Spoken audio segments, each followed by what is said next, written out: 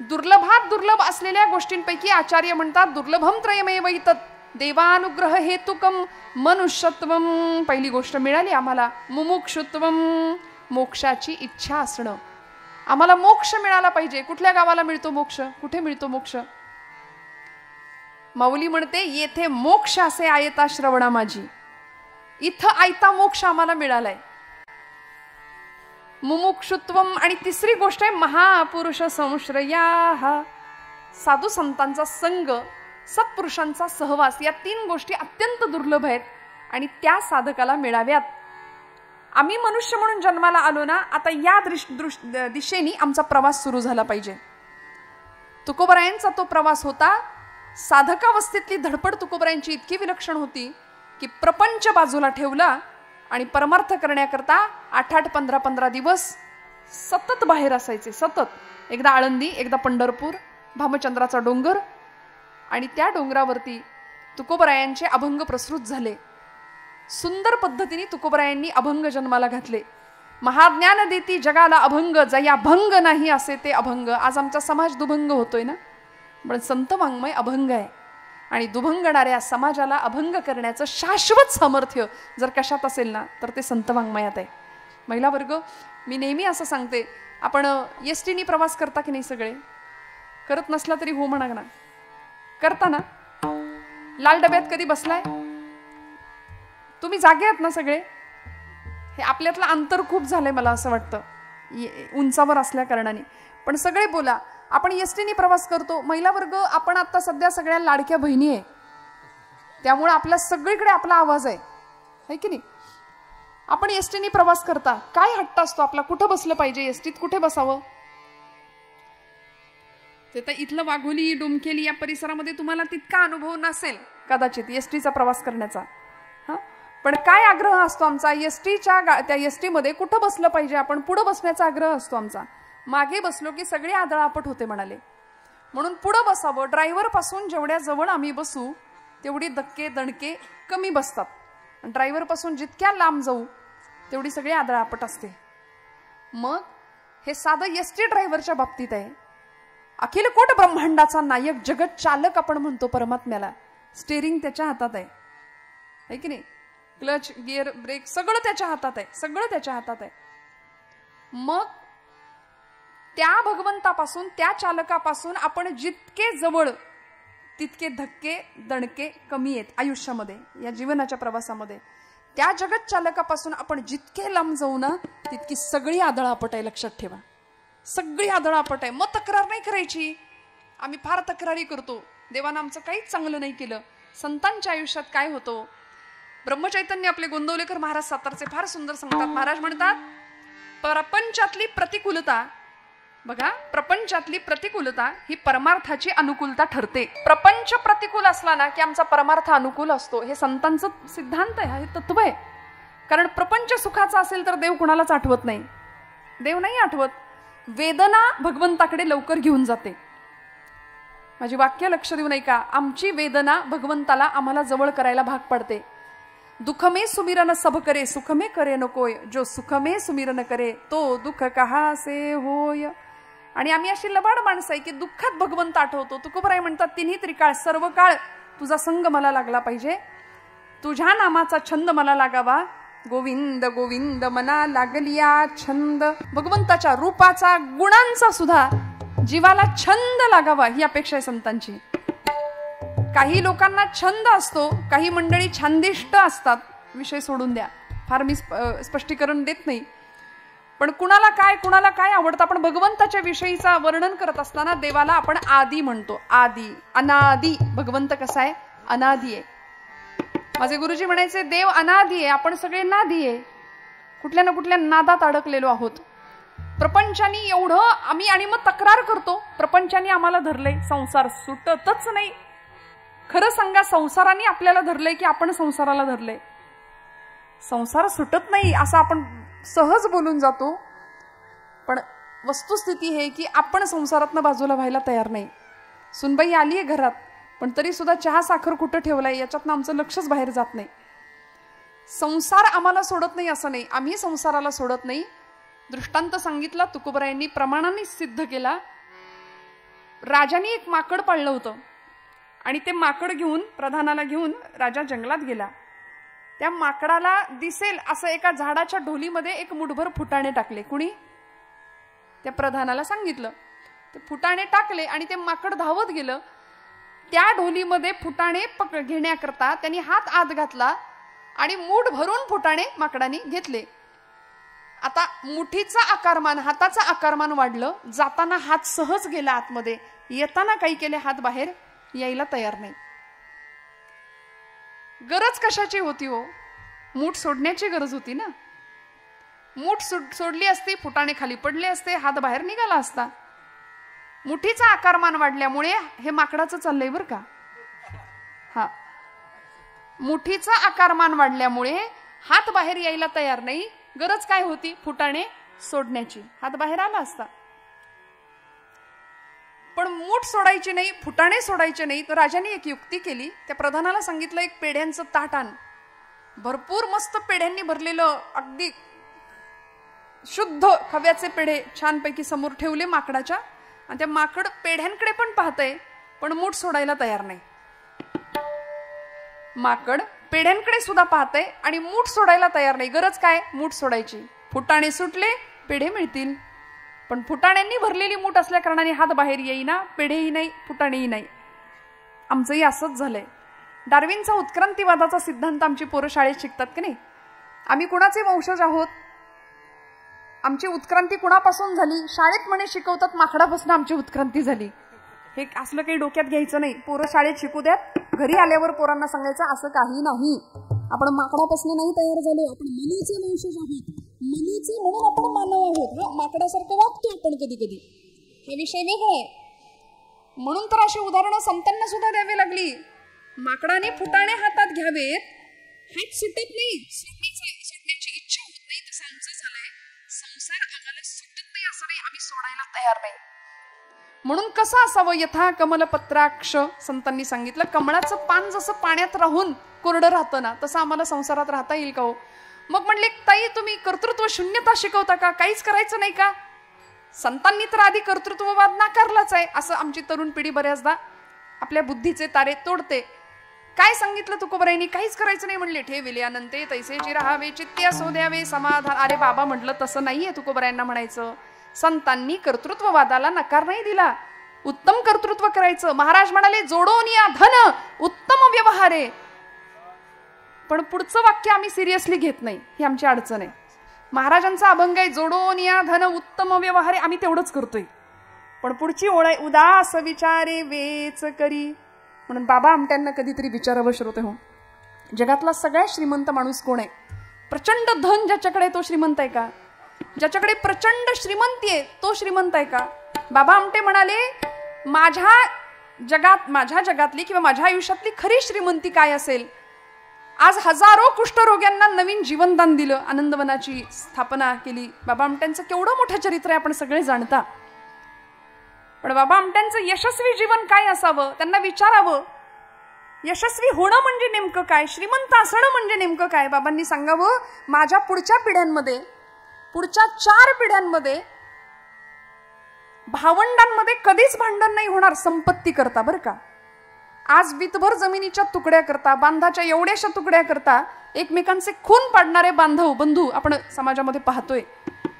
पण माझ्या पुढच्या पिढ्यांमध्ये संपत्तीच्या वाट्यासाठी, हिश्श्यासाठी माझी पिढी कधीच भांडण नाही करणार. भांडण झालं तर ते सेवा कुणी कुणाची कशी किती करायची याच्यावरून होईल म्हणाले. प्रचंड त्यागमयी जीवन. त्यामुळे जीवनाचा खरा आनंद गवसला, खरं सुख कशातही सापडलं. आणि संतांचंही तेच आहे. प्रपंच सोडा असं महाराजांनी आम्हाला सांगितलंच नाही. समर्थ म्हणाले, प्रपंच करावा नेटका, फाटकं तुटकं जगणं संतांनाही मान्य नाही. उत्तम नेटकच. दासबोधात ओवी आहे, प्रपंची असावे सुवर्ण, परमार्थी पंचीकरण. बघा सोनं कसं आहे आता, असावं की नाही प्रपंचात सुवर्ण? महिला वर्ग आपल्याला आवडतं सगळ्यांना. समर्थ म्हणता, प्रपंची असावे सुवर्ण, पण परमार्थी पंचीकरण. सगळ्याचा मोह असावा, सगळं जोडावं. जोडून या धन उत्तम व्यवहारे. पण अशी उदास विचारे वेच करण्याची वृत्ती तुमच्या माझ्या मनामध्ये निर्माण व्हावी, ही संतांची अपेक्षा आहे. मग हे सगळं जीवन कधी आम्हाला कळतं किंवा हे सगळं कधी घडतं? तेव्हाच जेव्हा खऱ्या आनंदाची प्राप्ती होते. तुकोबरायांना त्या आनंदाची प्राप्ती झाली म्हणून तर प्रपंच ठेवला ना बाजूला. गेले भामचंद्राच्या डोंगरावरती.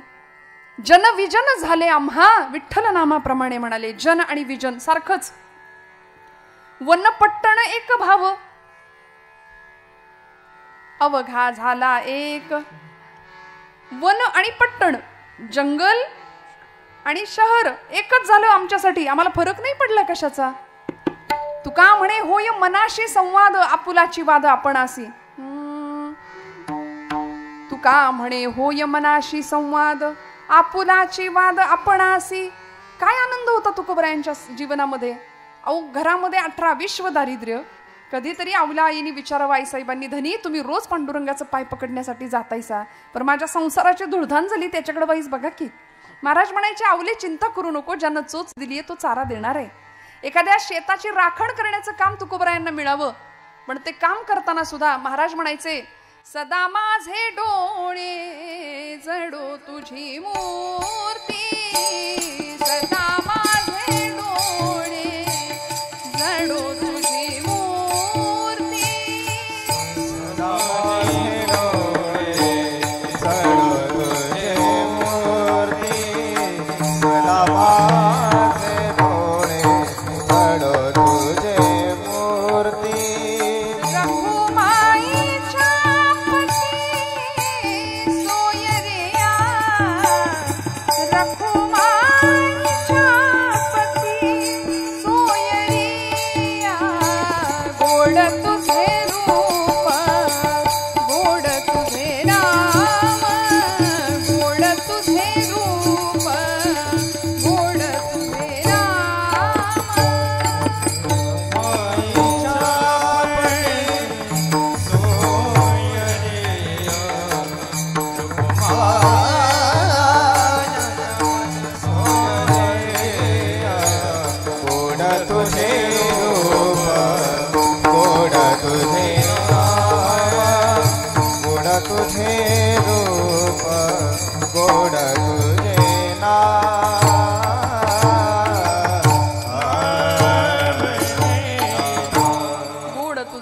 गोड तुझे तुझे नाम. एकच ध्यास लागला की त्याच्या वाचून आता जीवन चैन नाही पडत, कशातच करमत नव्हतं ना. म्हणून एखाद्या शेताची राखण जर तुकोबरायांना करायची वेळ आली, ऊसाची राखण महाराजांनी करावी. त्या ऊसाच्या मालकांनी घरी जाताना एक ऊसाची मुळी महाराजांच्या खांद्यावर द्यावी. ती मुळी महाराजांनी घ्यावी आणि घरी यावं. घरी येत असताना काही लहान लहान लहान लहान मुलं महाराजांच्या मागे पुढे, काहींनी मागून घेतले काहींनी मागून घेतले. संपली ना ऊस, मुळी संपली सगळी.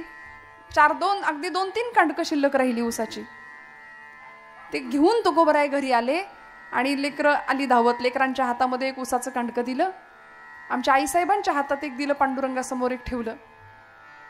आणि पांडुरंगासमोर तुकोबराय बसले की रामकृष्ण हरी भजन सुरू केलं. अवलम आल्या, आईसाहेब आल्या, जिजाई आईसाहेब, आणि वर्णन आहे चरित्रामध्ये, ते ऊसाचं दांडकं तुकोबरायांच्या पाठीत घातलं जिजाई आईसाहेबांनी. आणि मग तुकोबराय म्हणतात आवले आवले मला ठाऊक आहे ग, मला दिल्याशिवाय तू काही एकटीनं खायची नाही ऊस. हा प्रपंच होता तुकोबरायांचा. कुठेच कसलीच तक्रार नाही केली. तुका शेठ होते एकेकाळचे. तुका राम नाम घेता कापे यम. हा दरारा होता व्यक्तित्वाचा, चरित्राचा.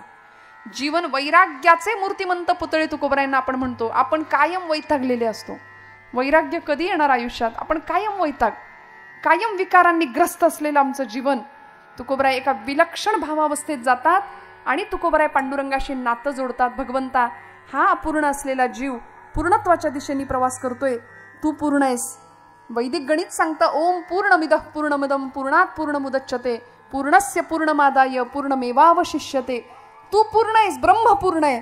आणि मग आम्हालाही त्या ब्रह्माची अनुभूती घेता यावी, आम्हालाही तो ब्रह्मरस चाकता यावा, याकरता आता सिद्धावस्थेच्या दिशेने आमचा प्रवास सुरू आहे. देवा, आता तुझ्यात आणि माझ्यात अंतर नाही पडता कामा. आणि आता भगवंताला सांगतायत, आता देवा इथून पुढे आता तुझं माझं सख्य जुळलं ना. मी भक्त, तू देव ऐसे करी. आता तुझं माझं नातं देवभक्ताचं आहे, तुझं माझं नातं मालक नोकराचं आहे, तुझं माझं नातं आई आणि बाळाचं आहे. तुका म्हणे माता वाहे तान्हुल्याची चिंता. त्यामुळे आईच्या ठिकाणी भगवंताला पाहिलं, आता तुझ्यात आणि माझ्यात अंतर देऊ नकोस. कारण आता माझ्या भावा अंतराय नको देवा. ज्या भावावस्थेला तुकोबराई गेलेत त्यांना माहितीये की भावाशिवाय भगवंताची प्राप्ती होऊ शकत नाही. काष्ठेन विद्यते देवो न पाषाणे न मृण्मये भावो हि विद्यते देवो तस्मात भावो हि कारणम.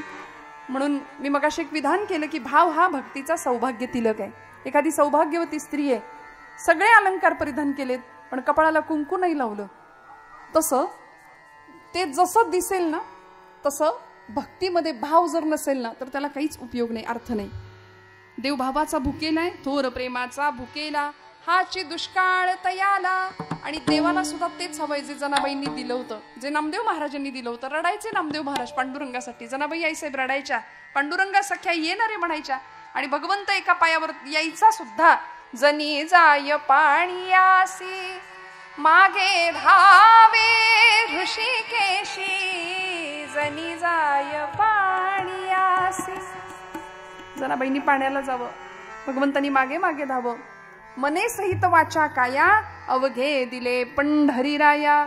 सगळं भगवंताला देऊन टाकलं होतं आणि भाव भगवंताच्या पायाशी स्थिर केला होता, चरणांशी, की आता तुझ्याशिवाय आम्हाला दुसरं काहीही नाही. अन्याश्रयाणाम त्याग हा इति अनन्यता. हा अनन्य शब्दाचा अर्थ शास्त्रकार सांगतात, इतर कुठल्याही आश्रयाचा त्याग आणि एकच आश्रय प्रभुचरणांचा. इतका दृढ भाव भगवंताच्या चरणी दृढ व्हावा की आपुला तो एक देव करुणी घ्यावा तेणे विण जीवा सुख नोहे. भगवंत एक, बस, त्याच्याशिवाय दुसरं काही नाही. निष्ठावंत भाव भक्तांचा स्वधर्म निर्धार हे वर्म चुको नये. वाटेल ते झालं तरी चालेल. तुका म्हणे प्राण करा देवासी अर्पण. जीवनातल्या सगळ्या क्रिया तिथंच येऊन थांबतात. आणि भगवंत सुद्धा भगवद्गीतेमध्ये म्हणालेत, यत् करोषि यदश्नासी यज्जुहोसी ददासी यत् तपस्यसी कौंतेय तत्कुरुष्व मदर्पणम. तू जे जे कर्म करशील ना ते सगळं मला अर्पण कर, असं देव भगवद्गीतेत सांगतायत. बरं का, आम्ही माणसं अशी लबाड आहे. चला म्हणाले, देव सांगतोय कुठलंही कर्म करा, मला अर्पण करा, माझ्या ठिकाणी येऊन पोहोचा. एखाद्या चोराने चोरी करताना जर असं म्हटलं, स्वामी म्हणाले भिवू नकोस, मी तुझ्या पाठीशी आहे, असं कर्म चालणार नाही. माऊलींना सत्कर्माची अपेक्षा आहे. त्यामुळे तया सत्कर्मी रती वाढो भूता परस्परे पडो मैत्र जीवांचे. जे जे कर्म करू. बरीच मंडळी समाजातली संध्याकाळ झाली की सरकार मान्य होतात. असं कर्म देवाला अर्पण करून चालणार आहे का? नाही हो, नाही चालणार. तुम्ही जे सत्कर्म कराल ते भगवंताच्या चरणी अर्पण करा. बोले न ते होवो तुझे चिस्तवन. काय करायचं? वाचेनी नाम घेऊ भगवंताच्या विषयीच. बोलू ऐसे बोले जेणे बोले विठ्ठल डोले. डोळ्यांनी पाहायचंय, भगवंतालाच पाहायचंय. आता भगवंत सोडून लोकांना काय पाहावं असं वाटतं, हा ज्यांचा त्यांचा प्रश्न आहे. पण तरी सुद्धा काय बघायचं असेल, डोळे तुम्ही घ्या रे सुख पहा विठोबाचे मुख. अहो, प्रत्येक इंद्रियाला काम दिलं. आणि माऊलींनी तर क्रांतिकारक प्रतिज्ञा केली ज्ञानेश्वरीमध्ये, या कारणे मी बोलेन बोली अरूपाचे रूप दावीन अतिंद्रिय परिभोगवीन इंद्रिया करवी. या कारणे मी बोलेन. माऊली प्रतिज्ञा घेतात. माऊलींचा खरं तर हा स्वभाव नाही, आईचा मायेचा स्वभाव आहे ज्ञानोबरायांचा. पण एखाद्या वेळी क्रांतिकारक प्रतिज्ञा घेतात आणि म्हणतात, या कारणे मी बोलेन बोली अरूपाचे रूप दावीन. अतिंद्रिय असलेला निर्गुण असलेला परमात्मा मी या इंद्रियांना त्या अतिंद्रियाचा भोग घडवून आणीन. भगवंताला पाहण्याची दृष्टी संतांकडे विकसित झाली. आणि मग भावाचे प्रकार सुद्धा आम्हाला शास्त्रकारांनी सांगितले. शांत भाव आहे, सख्य भाव आहे, दास्य भाव आहे, वात्सल्य भाव आहे आणि माधुर्य भाव आहे. 5 प्रकार सांगितले. अनेक प्रकारांनी भगवंताला बांधता येतं या भावामध्ये. शास्त्रकारांनी सुभाषित सांगितलं, व्याधस्या चरणम ध्रुवस्य च वयो विद्या गजेंद्रस्य का जातिर्विदुरस्य यादवपतेर उग्रस्य किं पौरुषम कुब्जायः कमनीय रूपमधिकं किं तत्सुदाम्नो धनम भक्त्या तुष्यति केवलम न च गुणैर्भक्ति प्रिय श्रीपतिः. अन्य कुठल्याही गुणांनी भगवंत प्रसन्न होत नाही. महाराजांना माहिती आहे, देवा भावाच्या बळावर तू माझ्या जवळ आलास ना, आता माझ्यात आणि तुझ्यात अंतर पडू देऊ नकोस. कशामुळे देव प्रसन्न झाला? व्याधस्याचरणम, आचरण बघून देव प्रसन्न होतो असं म्हणावं तर व्याधाचा आचार काय होता. पण देवानी कृपा केली. व्याधस्याचरणम ध्रुवस्य च वयो, वय बघून देव कृपा करतो असं म्हणावं तर ध्रुव बाळाचं वय किती होतं श्रोते हो. लहान लेकरू होतं ते. नारदांची कृपा झाली, आईचा आशीर्वाद मिळाला, जंगलात गेला आणि तपश्चर्या करून भगवंताला प्राप्त करून घेतलं, अढळपद प्राप्त झालं. व्याधस्याचरणम ध्रुवस्य च वयो विद्या गजेंद्रस्य का. गजेंद्र भगवतात कथा आहे गजेंद्र वंशाची. पशुकुळात जन्माला आलेला तो गजेंद्र पशु योनीमध्ये असताना सुद्धा भगवंताला प्राप्त केलं. काय विद्या होती त्याच्याजवळ? काही नाही, पण भगवंत कृपाशीर्वाद मिळाले भगवंतांचे. काजातीर विदुरस्य यादवपते उग्रस्य किं पौरुषम. विदुराचं जात बघून देव कृपा करतो असं म्हणावं तर विदुर आमचे दासीपुत्र होते, भगवंतांनी कृपा केली. ज्यावेळी शिष्टाई करता हस्तिनापूरला देव आले होते ना, त्यावेळी भगवंत दुर्योधनाने त्यांना बोलावणं पाठवलं होतं, निमंत्रण पाठवलं होतं. आणि पूर्व काळापासूनची ही पद्धत आहे की म्हणाले याला जेवायला घालूया चांगलं चमचमीत आणि आपल्या बाजूला वळत करून घेऊया. म्हणून तर आदल्या रात्री मत बदलतात काही. हे पूर्वीपासूनही इतिहासाची हिस्ट्री रिपीट होत राहते. भगवंतांना आपल्या बाजूला वळत करून घेऊया, त्याला बोलवूया, त्याला जेवायला घालूया, हा दुर्योधनाचा डाव होता. पण भगवंत म्हणाले अन्न कुणाच्या घरचं खावं हे सुद्धा भगवंत आम्हाला शिकवतात. अन्नात जायते बुद्धी म्हटले. कुणाच्या घरचं अन्न सेवन करावं, कुठलं अन्न सेवन करावं. दुर्योधनाच्या घरचं मी नाही सेवन करणार म्हणाले. विदुर काकांकडे पाहिलं आणि विदुरांना वाटत होतं की देव माझ्या घरी येईल का. भाव होता मनातला, अत्यंत शुद्ध भाव होता विदुरजींचा. विदुरजी घरी गेले, भगवंत दारात उभे राहिले आणि कडी वाजवली. काका काका मी आलोय म्हणाले, मला जेवायला वाडा भूक लागलीये. बघा श्रोते हो, आमचं वर्तन असं असावं, आमचं वागणं असं असावं की एक दिवस देवानी येऊन आमची सुद्धा कडी वाजवावी की दार उघडा मी आलोय म्हणून. विदुरजींच्या दारात भगवंत उभेत आणि भगवंत अशांच्याच दारात येतो. द्वारकेचा राणा पांडवा घरी भगवंताच्या चरणाशी. याचं कारण देव दारात गेला, विदुर काकांच्या घरी आला, जेवायला वाडा म्हणाले. विदुरजींचं अन्न सेवन करावं, पूर्णत्व प्राप्त करून दिलं जीवनाला. काजातीर विदुरस्य यादवपतेर उग्रस्य किं पौरुषम. उग्रसेन यादवाचं पौरुष काय होतं, काय पराक्रम होता. उग्रसेन यादवांना कैदेमध्ये टाकून कंसानी त्यांचा मुकुट स्वतःच्या डोक्यावर घेतला आणि राज्यकारभार करत होता, अनन्वित अत्याचार करत होता लोकांवरती. पण भगवंतांनी उग्रसेन यादवांनी भगवंतांचं स्मरण केल्यामुळे त्यांचा उद्धार केला. कंसाला मारलं आणि खरंय कंस मारावाच लागतो, कंस सोडवावाच लागतो, तेव्हा गणित सुटतं. आता हे मराठी मीडियमच्या पोरांना कळेल, इंग्लिश मीडियमच्या मुलांना कळेल की नाही मला माहिती नाही. आमचे गुरुजी लहानपणी सांगायचे गणित सुटायचं असेल तर कंस सोडवावा लागतो, मग गणित आपोआप सुटतं. कृष्ण परमात्म्याने आधी कंसाला सोडवलं, पुढची गणित आपोआप सुटत गेली. कंसाला आपल्या मुष्टी युद्धाच्या मुष्टीने प्रहार केला, त्रैलोक्याचा भार होऊन भगवंत कंसावरती उसळले आणि कंसाला मारलं आणि मग राज्यपद पुन्हा उग्रसेनांनाच दिलं. स्वतः बसले असते तरी कोणी काही म्हटलं नसतं, पण त्याचं वर्णन आहे, त्याचा स्वभाव आहे, तो उदारांचा राणा द्यायला येतं भगवंताला. तो बसू शकला असता. अहो जरासंधाला मारलं, मग त्याचं अख्खं साम्राज्य भगवंतांनी स्वतःच्या ताब्यात घेऊ शकला असता, पण नाही, जरासंधाच्या पोराला देऊन टाकलं. स्वतः नामानिराळे राहिले, आयुष्यभर हसत राहिले आणि हसवत राहिले. भगवंतांच्या जर चरित्राचा आपण बारकाईने अभ्यास केला ना तर आपल्याला कळतं देवाकडं किती दुःख होतं, प्रचंड दुःख होतं. जन्माला आल्यापासून शेवटपर्यंत पूर्ण अवतार समाप्त करेपर्यंत भगवंत अत्यंत दुःखी होते वेळोवेळी, पण तरी सुद्धा हसत राहिले. सगळं स्वीकारलं, सगळी नाती भगवंतांनी उत्तम निभावली आहेत, उत्तम. उग्रस्य किं पौरुषम कुब्जायाः कमनीय रूपमधिकं किंतत् सुदाम्नो धनम. काय बघितलं भक्ताचं, कुब्जेचं रूप काय होतं. रूप बघून देव प्रसन्न होतो, कृपा करतो असं म्हणावं तर 3 ठिकाणी वक्र असलेली कुब्जा. भगवंत मथुरेमध्ये ज्यावेळी पहिल्यांदा पाऊल ठेवलं त्यावेळी कुब्जेने भगवंतांना पाहिलं. कुब्जा ही कंसाची ब्युटिशियन होती बरं का, असं म्हटलं की आता पटकन कळेल तुम्हाला. म्हणजे तिच्या हातामध्ये तो गंध लेपन करण्याकरता ती कंसाला जायची. आणि ब्युटिशियन किंवा आता ज्यांचं पार्लर आहे की नाही त्या महिलांना कळेल मी काय म्हणते. त्यांना एक सेन्स असतो की कुठला हेअरकट चांगला दिसेल, या ड्रेसवर कसा मेकअप चांगला दिसेल, नाही का. तसं तिचा तो सेन्स होता. तिला भगवंतांना पाहिल्याबरोबर तिला असं वाटलं की मला याला सजवायचंय, जो मुळात सुंदर आहे त्याला सजवायची इच्छा झाली. किती सुंदर होता हो देव, किती सुंदर होता.